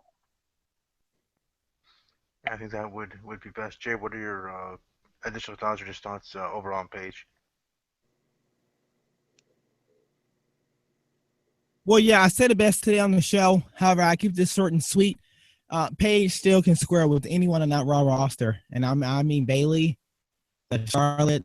I love to see Paige versus anyone, and I think she still can go. And I think she's a great performer. I'm excited, and I cannot wait to see Paige back in the ring. I believe they're going to fit her somewhere that's going to work best. If that means after Nia crushes Alicia Fox again, now she's more they'll throw Paige at her. Whatever it takes, I believe going to do whatever it takes to get in the ring and be squared off with some talent. Okay. Yeah, like I said, I don't see it going anywhere. Maybe her staying here for another year, and then after that, she's off and gone doing her own thing. Maybe her and Del Rio get married in the future. Who knows? Who knows how that's gonna end? Just like Renee Young and Dean Ambrose, or what other couples in WWE are there? Carmella and Big Cass. I mean, to me, being the type of guy, I hope they all work out in happily ever afters. But either way, she made her decision, and we'll see how things go moving forward for her. That's pretty much it for me for news topics. Any other news items or stuff that you might want to bring to the table, Mark, or anything else that you just want to discuss? Well, I've discussed everything I can think of as of right now. But in the near future, we're just gonna have to see how everything goes with SmackDown, with Raw, and by then, I'm certain there's gonna be more things to talk about. But right now, I think we went over everything we could. Okay, I just wanted to check in. Thanks, Jay, for coming in like an RKO out of nowhere. Come on the show with us, talk about your girl Nia Jax. Um, but no, thanks for stopping by as well. No problem, man. Jay, you still there? Yes, absolutely. Thanks, Steve, for having me on. Much appreciated to talk with you and Mark over here. Yeah, Mark, that guy over there. But next week, definitely next week already WWE Clash Champions prediction episode over at Talking WWJ next Thursday. So that will be, as the cool kids say, lit and fun. It'll be interesting as we head into another pay per view. I will try to be getting my title back, Jay. Be the new predictions champion. Your title reign might feel shorter than Zack Ryder's IC title reign, which is 24 hours. So you never know. Well, good luck to you is all I can say. No, well, thanks. I appreciate it. But no, thanks to you both. But here, near the end, I'm gonna have my message to Elena, as I've been promoting all week. I've been talking about it, and I want to again thank Mark and Jay. Mostly Mark, who have promoted that to be on the show tonight, and of course Jay for stopping in. You can follow him at Talking WWE, the letter J, and check Mark Rambo TV here on YouTube, as well. Subscribe to all three of our channels, of course. Like this video, share, subscribe. Of course, sharing it is even better than commenting in the comment section, letting other people know about my channel, um, because I believe if you give it a chance, I have a lot of things to say, and hope to have more people to hear it. That's why, as I always say, that's why I want to grow my channel. That's why I want to get more subscribers. That's why I want to get to 1K, 10K, and all those other levels, not just for the numbers, but to have more people joining in the conversation. Joining the conversation in the chat, as I had Definitely. today with Big Q and others, and thanks to you guys for being here tonight for an evening episode, and kind of an episode out of nowhere, like an RKO. So, but that's why I always say that, with trying to grow a channel, and as I'm trying to do also with Talking WJ and that brand over there and everything, we're growing and trying to gain subs to have more people in the conversation, not just for the numbers, not just for the popularity, but for the interaction, because we love what we do. We love talking professional wrestling. Here on my channel, I also love talking about TV shows, whether Modern Family, Girl Meets World. I also like to talk about NFL. I have my NFL podcast, Talking Packers with Steve, where I do talk about all 32, all 32 teams in the NFL, not just the Packers, but obviously Packer heavy. I am a fan of the Packers. I am a shareholder of the Green Bay Packers, and I live obviously in Wisconsin here. So support my team, but I do talk about all the other teams. I do my weekly show that will be on Tuesday, so everybody can check that out when they're able to. I'm just checking and seeing if there's any other new comments here. Big Q just saying when we were finishing up talking about Paige, he's saying, or you could just be off TV and still get paid rather than journey into the indies and not know where your paycheck is coming from. So his last comment there about Paige, again, thank you to him and to others part of the chat tonight. Not much else for me to say. Let me get to my music here. So try to set that up here. I started with CM Punk, the personality could be him here in the end, and then next week we'll have different things, different themes. I guess that's something to look forward to as well here on this show, because with Dean Ambrose not being the champion anymore, Dean Ambrose music is not going to be played anymore for a little bit. Get this. Man, if only CM Punk could come back. Do you ever think he will? You know, I actually do.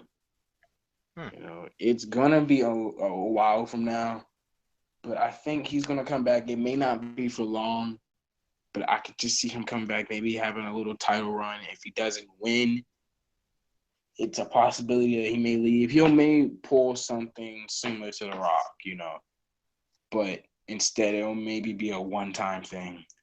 I CM Punk personally, towards the end of his career, I began to really grow onto him and began to really like him because what he was so rebellious and against what Vince like.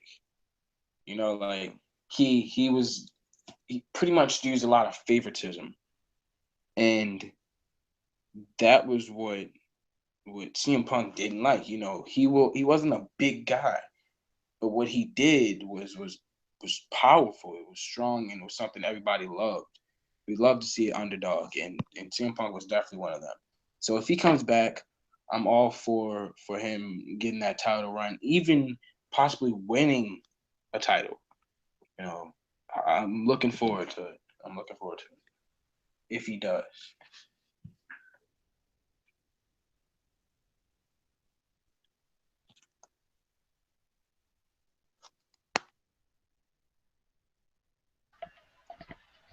Yeah, sorry about that.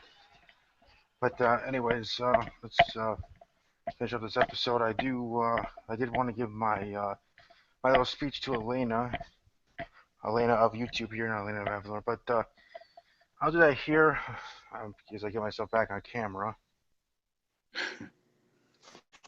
There you can see my somewhat pretty face.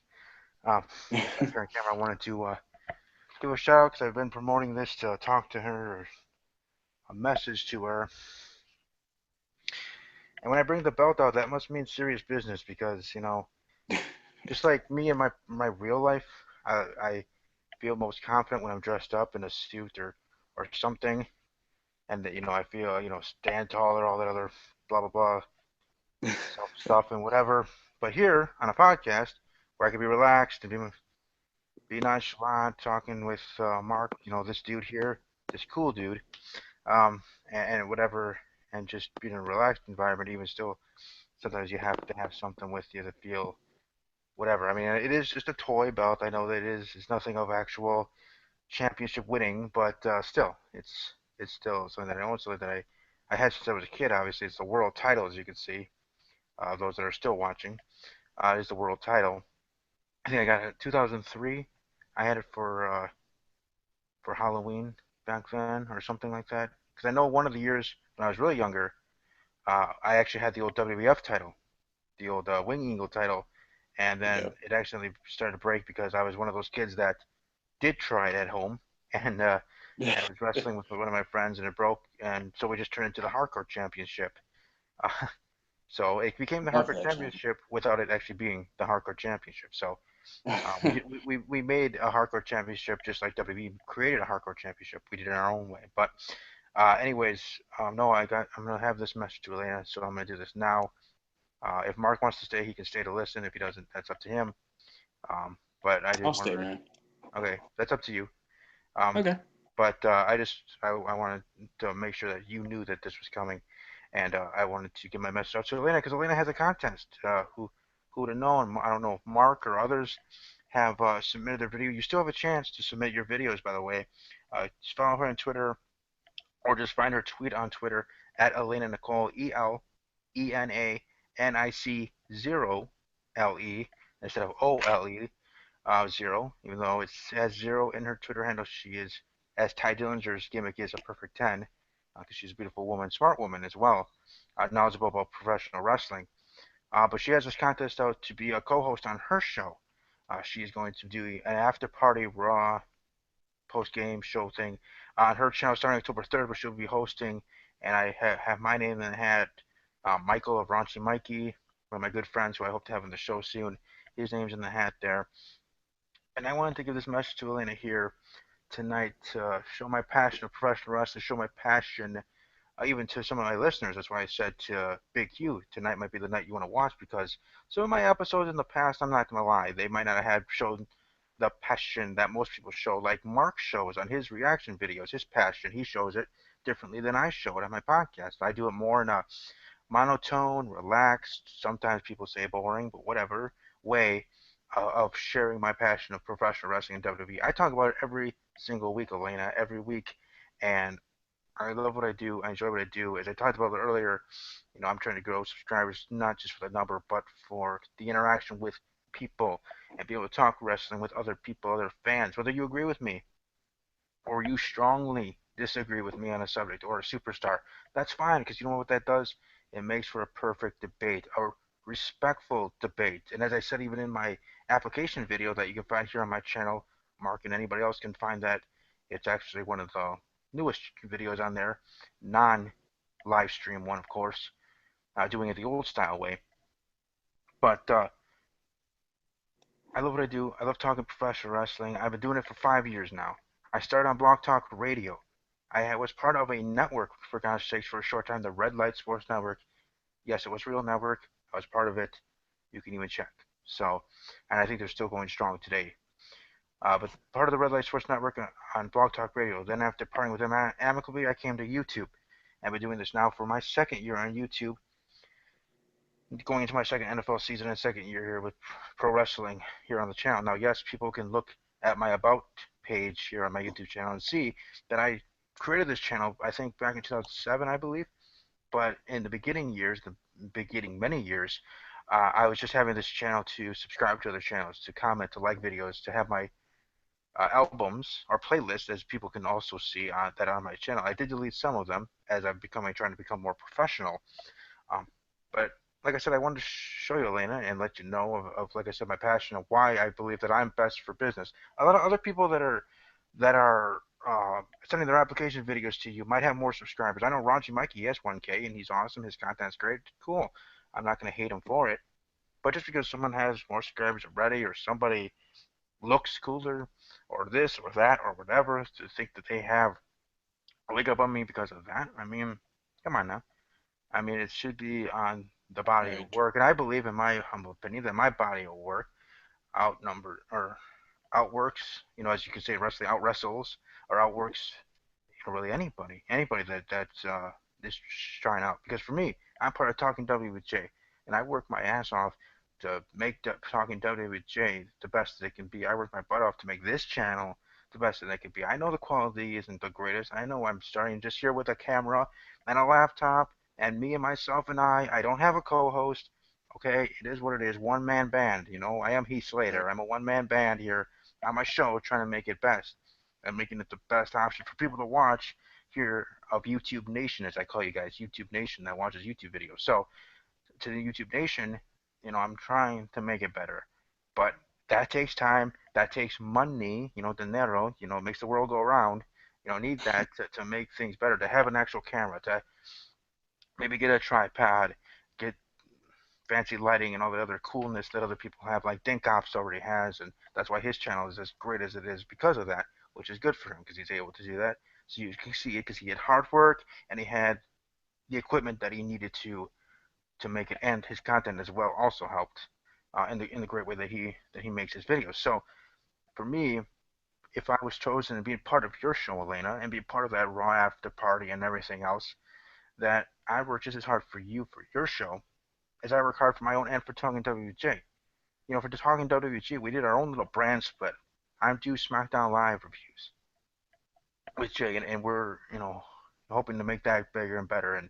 And from my ideas and Stephen A's ideas and Jay's ideas, are three-headed monsters of thinking, have big plans for us there. I won't spoil anything here, but we have some big plans moving forward. Actually, going to be announced here, hopefully, maybe soon as well. Um, mm, but for your show, I can, have ideas for things, for contests, for segments, uh, promoting. I have 4 Twitter handles. I have 2 fan pages. I have a lot of new contacts with some YouTubers that you may not even know that I have. And also, mm, you don't even know. Like, seriously, I'm not just saying it to say it, but you don't even know how bad I want to get this position.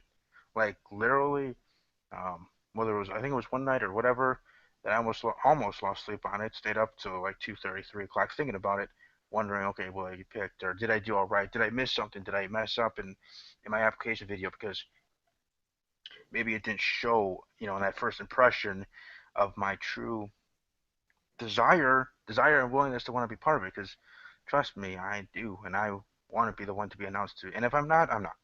I'm not gonna bitch about it. I'll get over it. But I still might be a little bit disappointed because my personality, you're talking about A-type personalities, Elena, that you're looking for. I'm one that in anything that I do, whether it's a fun prediction battle with Talking WBJ or fantasy football games and matchups each week, I want to win every single time. I want to be undefeated every single fantasy football year. So even in this contest, I want to be the one to win. And if I don't, I don't. But there's a part of me that gets crushed. So I wanted to let you know and share to you again that passion. Now I could be raising my voice more, swearing, and doing it that way to show passion. That would show it, and that would. But like I said, my personality is my personality, and I do things and I show things differently. The fact that I raise my voice even a little bit, that I'm doing right now, should show something to you and to others. So if there's anybody out there, Big Q, if you're still out there, or any other of my supporters that are here on this channel that are one of my 79 subscribers, one more away from 80, but one of my 79 subscribers, if you want to share this episode and this specific moment in the episode of my message to her Twitter handle, as I already mentioned a couple of times tonight, let her know. Because let her know that Steve, this guy here, will work hard for her and will work hard just as hard for her channel as the other channels. You know, I was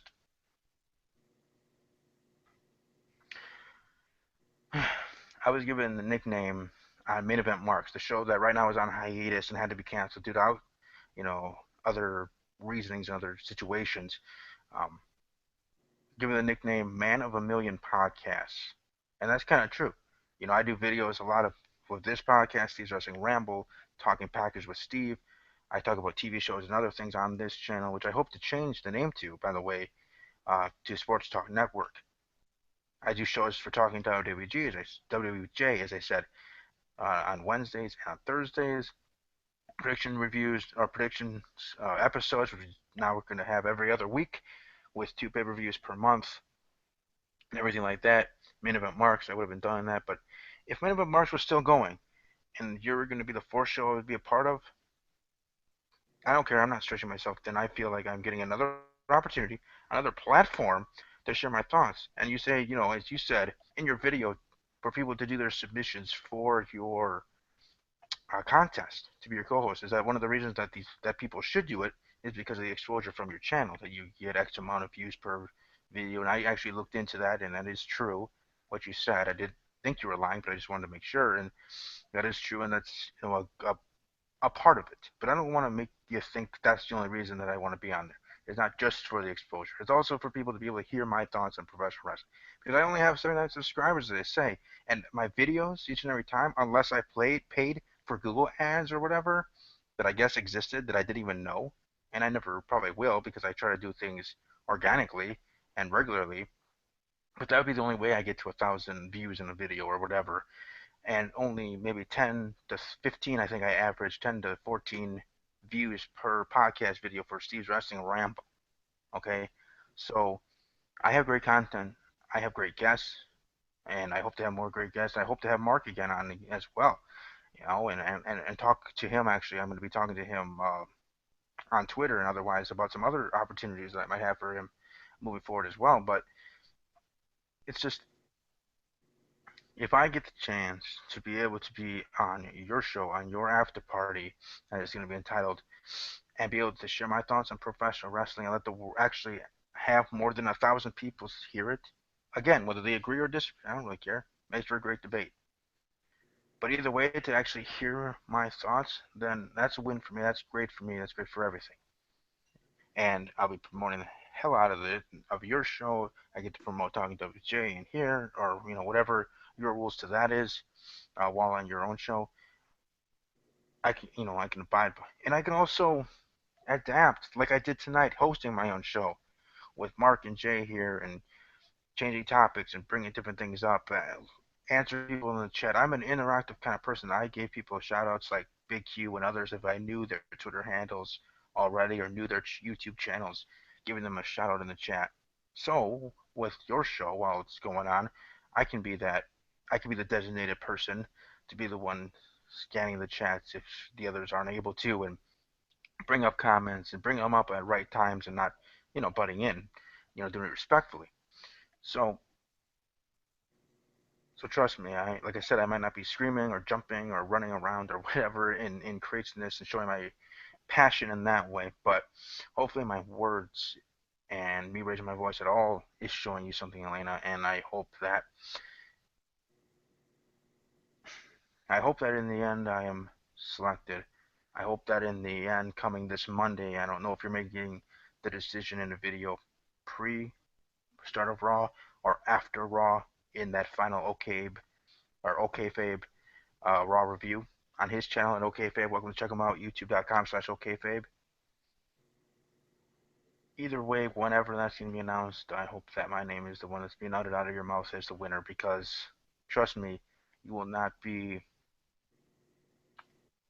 you will not miss. It's a can't miss. And it's one where you won't have to second guess yourself. You won't have to think, oh, I'm just giving this kid a chance. Oh, we'll see how it works. No, if you're choosing me, and if you think I am the best choice, I am the best pick out of everybody else that has sent in application submissions. I mean, I don't know. Is there hundreds? Is there 20? Is there 2,000? I don't really give two Fs. How many people have sent application videos saying, my friend, like I said, RaunchyMikey, he's a good friend of mine. I hope to have him on the show, but I want to beat him too, just like I'm sure he said, or he would think that he wants to beat me. And from him, and from his perspective, he should think that. He has 1K subscribers. I have 79. All right, so it should be a mismatch. I should get my candy ass whooped by him. But I hope that you see this. I hope that you saw my application video, and you see that if you pick me, and if you pick me, it will be a it will be the best decision you make in your entire life, in your entire professional life, at least, your entire professional life, picking me to be your co-host on your show. Okay, now I know I'm not end all be all. I'm not the god of YouTube. I'm not. I know my place. I know my role, and I shut my mouth. But in this way, you kind of have a little bit of, you have to have a little bit of ego, right? You know, you have to believe in yourself, think that you can beat anybody, that you can beat anybody in YouTube, you can beat anybody ever in a contest, and feel that you're the best, because that's how each person should. Like if Mark did a video for the contest and he wanted to be the co-host, he would believe strongly that he's the best and no one else can beat him. They can all stand in line and bow down to him. You know, it's one of those things. Absolutely. You know, you have to have a little bit of ego. You have to have a little bit of pride, and you have to believe in yourself. Because if you don't believe in yourself, you ain't gonna get anything done. Or what do we talk about in life? Wishing and hoping. What's wishing and hoping gonna get you? You gotta do. You gotta do. You gotta do. And you gotta work hard. You gotta earn your stripes. You gotta earn your spots. And I hope that you see this and you realize that I am the best choice. I look forward to hearing your decision. I will respect your decision if it is not me. Okay, you know, don't get it twisted. I'm not going to be up in arms or spamming your Twitter or anything. Don't worry, I'm not that type of person. Okay, I'm not that type of dude. I won't be doing that. You know, whoever wins wins. I will send them a tweet at WWE_podcast, maybe even on my personal handle at Army_strong underscore 06, sending them a congratulations to the specific person. Okay, I will be respectful because that is how I was raised. That is how I am, and that's how I will be for the rest of my dang life. Okay, but I still, as of right now, as the contest is still open for debate, I'm gonna say that I am the best choice. So Big Q or anybody else that wants to share this out to her on Twitter, I hope you do, because I might myself. Who knows? We'll see if I have time between now and next Monday.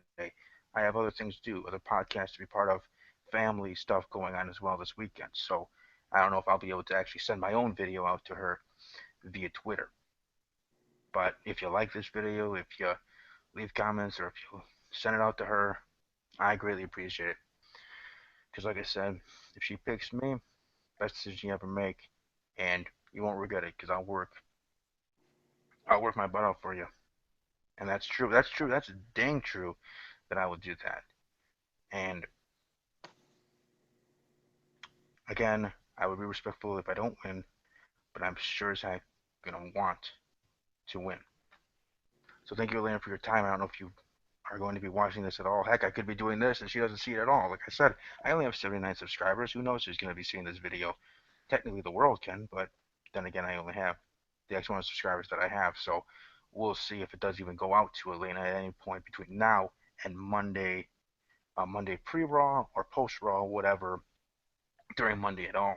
I think she does live tweet during Monday Night Raws and pay-per-views. Pretty much anything that's going on WWE, she live tweets. So I mean, not saying that if someone sends it to her between now and Monday, it'll get to her, but I'm just saying that's when she's obviously online the most. I'm interacting with her own fan base. Thank you for the consideration, and if I'm chosen, I'll work hard for you. If I'm not chosen, I'll respect the decision, and we'll still even sometimes promote your show on my show, just because that's how much I respect you. That's how much I respect your show, and that's how badly I want to be on your show. That even if I'm not selected on your show, I'm still going to promote your show at times here on this show. And sometimes, maybe even if I'm allowed, I'm talking WWJ. So thank you for your time. Thank you all that have watched live or archived of this episode. I need to take a breather after I go off air. I'm going to have some ice cream and talk with family. So I'll be able to cool down, have a cool down from that. But I just wanted to share that. And I thank Mark actually for staying here because I didn't expect him to No problem, through man. that soliloquy, through that statement. And it's just my passion, Mark. I had to show it at some point, you know. Um so yeah, let's get to the CM Punk music. Let's get out of here. Cause hey, CM Punk music got the personality.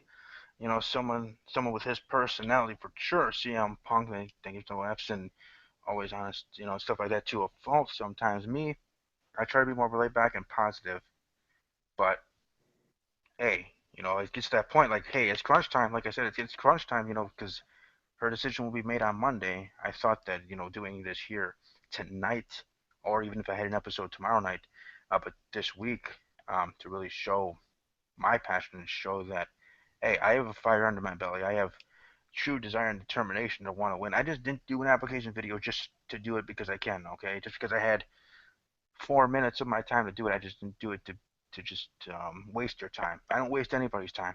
I don't waste Mark's time. I don't waste Jay's time. I don't waste my own time, okay? So I did that for a reason, and I feel that I'll be the best. Hey, I actually have a question. Yes, sir. What would her Twitter be again? That is at Elena Nicole. That's at ELENANICO or NIC 0, not O, 0 LE. She has a zero in there for some reason instead of O for Nicole. Okay. But Elena Okay. Nicole on Twitter. But oh gosh darn it, I want to win that so badly. Like I said, I will be respectful if I don't win, but there's gonna be a part of me like people are gonna wish I had a camera on me watching her video, like a what is it, a react action or whatever it's called for reactors here on YouTube that react to someone else reacting or a reaction of her video, even though I don't have the capability of doing that. Yes, I know I'm not cool enough to do that yet. That's why I only have 79 subs. Okay, I get it. Thank you. But if I could do that and watch her video and then react to it, you would, you know, I'd be a little sad if in the end it wasn't me. But like again, I said I will be respectful because that's how I was raised. That's how I am. You know, I was raised better, born better. You know, I did my time in the military too. You know, so you know I do have a backbone. That's for dang sure. All right, CM Punk, and like I said, I pick CM Punk's music for a reason. I pick music all the time for a reason. I pick CM Punk's theme for tonight's episode for a dang reason. And Elena's my message to Elena, I picked CM Punk's music for that reason to start the show and now end the show. Because it's cult of personality and just his personality in real life, CM Punk. Even though yes, there's things I disagree with, even how he left WWE and how I kind of cheered, how I actually predicted Mickey Gall to win and all that other stuff. But true at heart, CM Punk is just someone that will speak his mind. And me, sometimes I should do that more often because I think it'll be best for business for me and all around. But as I say, do respectfully.